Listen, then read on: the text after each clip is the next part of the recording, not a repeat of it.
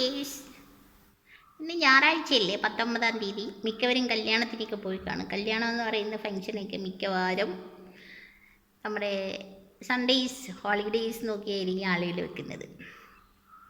ഞങ്ങളുടെ വീടിൻ്റെ തൊട്ടടുത്തൊരു കല്യാണം ഉണ്ടായിരുന്നു. അതൊക്കെ കഴിഞ്ഞിട്ട് ഇങ്ങനെ വന്നിരിക്കുകയാണ്. ഞാൻ കല്യാണത്തിന് പോയതൊന്നുമില്ല, ഇന്നലെ പോയെന്ന് പറഞ്ഞതാണേ. ഓക്കെ, അതവിടെ ഇരിക്കട്ടെ. അത് അത്യാവശ്യം ഒരു ആഡംബരമുള്ള കല്യാണമൊക്കെ ആയിരുന്നു.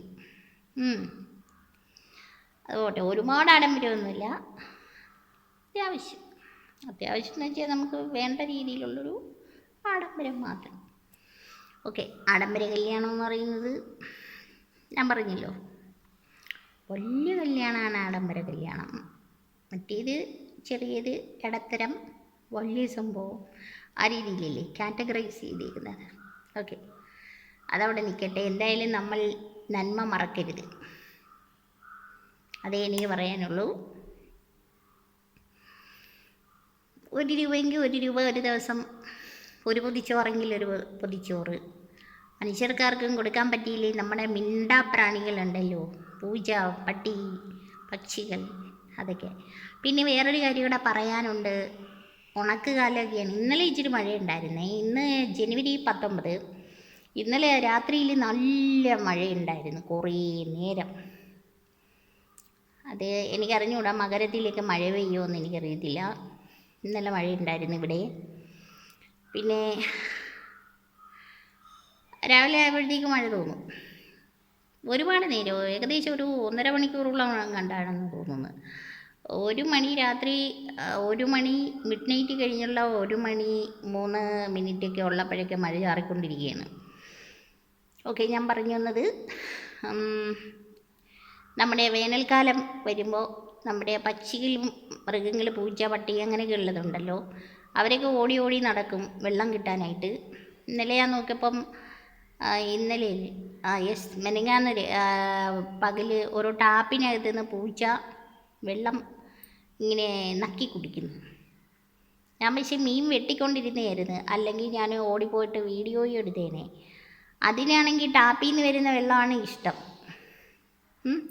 അവിടെ ഞാനാണെങ്കിൽ ഒരു ഐസ്ക്രീം ബോക്സിനകത്ത് വെള്ളം ഒഴിച്ച് വെച്ചിട്ടുണ്ട്, പക്ഷേ അതിനിഷ്ടമല്ല.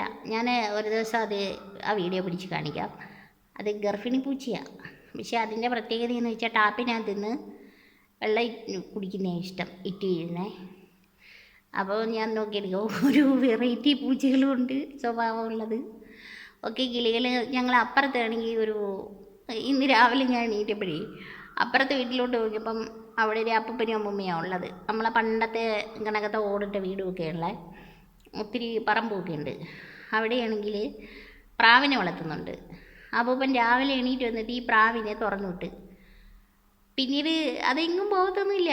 അവിടെ ഇവിടേക്ക് ചുറ്റിത്തിരിഞ്ഞൊക്കെ ഇരുന്നിട്ട് വീണ്ടും പ്രാവിൻ്റെ കൂട്ടിൽ വൈകുന്നേരം വന്നവിടെ ഇരിക്കും. അത് ഇല്ല, വളർത്തുന്ന പ്രാവുകളില്ലേ, ചിറകൊക്കെ വല്ലാത്ത രീതിയിലേക്ക് ഒത്തിരി വളർന്നതൊക്കെ, അതാണ് സംഭവം.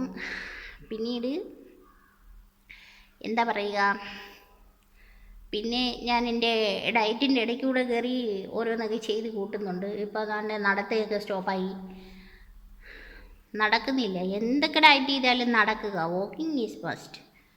അതർവൈസ് നമ്മുടെ വെയിറ്റൊന്നും ലോസ് ആവില്ല, അത് കുറയത്തില്ല. ഇപ്പോൾ ഇച്ചിരി വീർത്തിരിക്കുന്നതാണൊക്കെ തോന്നുന്നു. എന്ത് ചെയ്യാനാ, നടക്കാൻ ഇപ്പോഴും പറ്റൂല.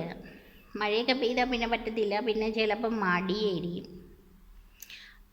മടിയെന്ന് പറഞ്ഞാൽ അതൊരു ചെകുത്താനാണ്. ഈ മടിയാണ് മനുഷ്യൻ്റെ ജീവിതമേ നശിപ്പിക്കുന്നത്. ഓക്കെ, അപ്പോൾ നമ്മൾ SSLC പരീക്ഷ എഴുതുന്ന കുഞ്ഞുങ്ങളുണ്ട് വീട്ടിലെല്ലാം. മിക്ക വീടുകളിലും കാണും, ഒരാളെങ്കിലും കാണും, ഒരു കുടുംബത്തെങ്കിലും കാണും, അല്ലെങ്കിൽ ബന്ധുക്കളുടെ മക്കൾ കാണും, ആരെങ്കിലുമൊക്കെ കാണും. അവർക്ക് വേണ്ടി നമ്മൾ പ്രാർത്ഥിക്കണം, അവർക്ക് നല്ല രീതിയിൽ എക്സാമൊക്കെ എഴുതാൻ.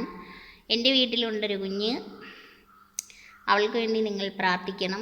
പരീക്ഷ എഴുതാനും നല്ല പോലെ പരീക്ഷ എഴുതാൻ, അതുപോലെയുള്ള SSLC പരീക്ഷ എഴുതാനും വേറുള്ള എക്സാമുകളൊക്കെ എഴുതാൻ തയ്യാറായിരിക്കുന്ന എല്ലാ കുഞ്ഞുങ്ങൾക്കും വേണ്ടി പ്രാർത്ഥിക്കണം കേട്ടോ, പ്രാർത്ഥിക്കണം. അവർക്ക് വേണ്ട സഹായങ്ങൾ ചെയ്തു കൊടുക്കണം. അവർക്ക് ഇച്ചിരിയൊക്കെ ഒരു മനസ്സിനൊരു ഉല്ലാസം ഉള്ള കാര്യങ്ങളൊക്കെ ചെയ്യാൻ ഒരു കുറച്ച് മിനിറ്റ് കൊടുക്കണം.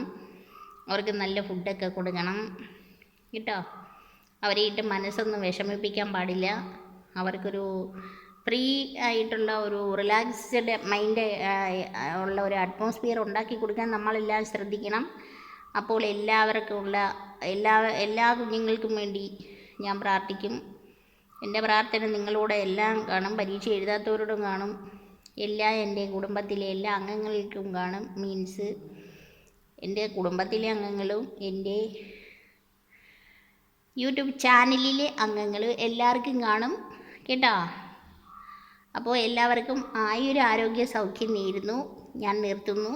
എല്ലാവരും ആരോഗ്യം സംരക്ഷിക്കണം, സന്തോഷത്തോടെ ജീവിക്കണം. നമ്മൾ സ്വയമായിട്ട് സന്തോഷം ഉണ്ടാക്കിയാലേ സന്തോഷം കാണൂ. നമുക്ക് സന്തോഷം ഉണ്ടെങ്കിൽ എല്ലാവരും വരും, പക്ഷേ നമുക്ക് സന്തോഷം ഉണ്ടാക്കി തരാൻ ആരും കാണില്ല. Okay, bye bye. എല്ലാവരും എൻ്റെ ചാനലിലേക്ക് കാണണം കേട്ടോ. ഓക്കെ.